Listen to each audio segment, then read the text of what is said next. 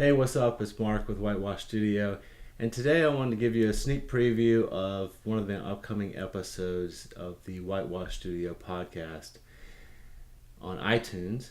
And this is episode number 37 that's going to be coming out in a couple weeks, and it's all about water harvesting. And so I wanted to run you through kind of a diagram of how the system would work that I'm going to be discussing in that episode, and I'll show you the different ways on how the plumbing and kind of a diagram of how the water moves through the system, what might be coming out in the future of as all these new water harvesting innovations appear on the market. So this is just a brief overview of one of the systems that I mentioned in the podcast, and I will show you guys right now. So this is a diagram of how the system would work. You've got your house here.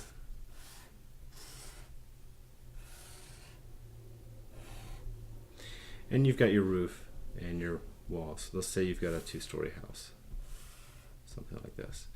So in this house, you've got, let's say you've got a shower, and you have a toilet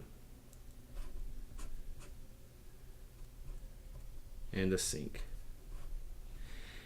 And down here, you've got some stuff as well. You've got the kitchen, right?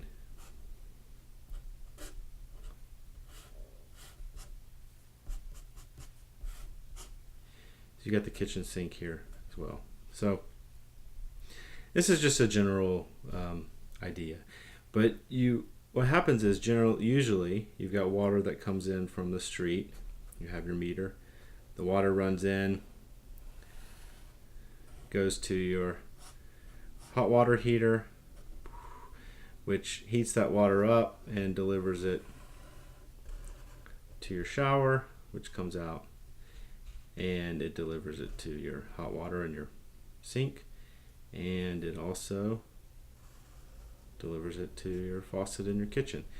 So all these are being provided hot water from this hot water heater. Cold water basically runs right beside it and goes to the same parts. So when you use all this stuff, this water trickles down, goes into a drain, and goes back out to the city, right, to the sewer.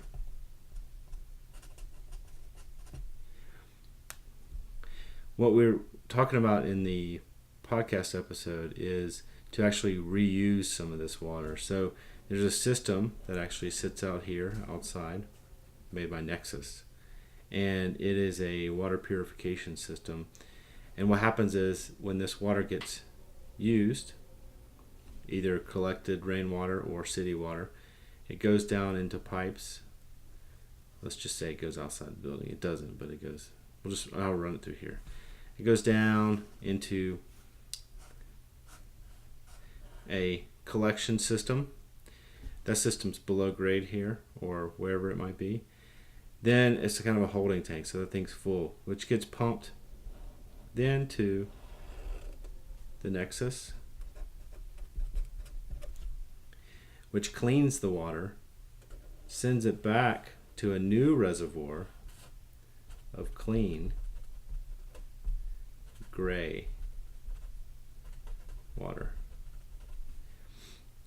So that can then be used, sent all the way back to your toilet, which gets flushed and sent back all the way to the sewer. So that's one big jumble mess of what happens. But if you follow along in the video, hopefully you understand what I'm talking about. So we're talking about reusing water from the shower and putting it back into the toilets. That water can also be used to water vegetables that end up growing, or maybe even running your washing machine or stuff like that, depending on how well that Nexus system does. Another interesting thing about the Nexus is that this water that you've already heated up out of your hot water heater here, typically it would go into a drain and just go out to the sewer, and that water is not cold water. All the water that comes in from the street is usually about 55 degrees. Your hot water heats it up, and then that energy is basically just flushed down the drain. What the Nexus does is when it sends that water down to here and goes through here, there's an exchange that actually takes the energy out of the water, that heat that was provided by your water heater, and cycles that back into. So the heat is taken from the water and used to reheat new water coming in. So there's an energy transfer there, which is very efficient and very interesting for the possibilities of future stuff.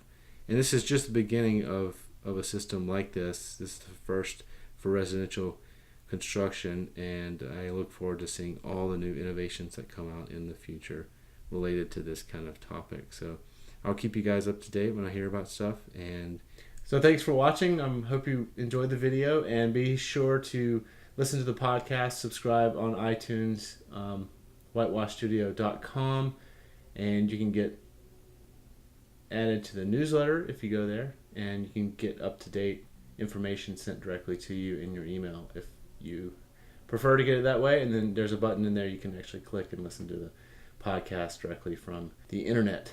Thanks for watching. I hope you enjoyed this episode, and be sure to stay tuned for episode number 37 of the Whitewash Studio Podcast. That should be coming out in a week or two. There's also some little goodies over there at the website if you want to go check it out. So thanks for watching, and I will see you guys next week.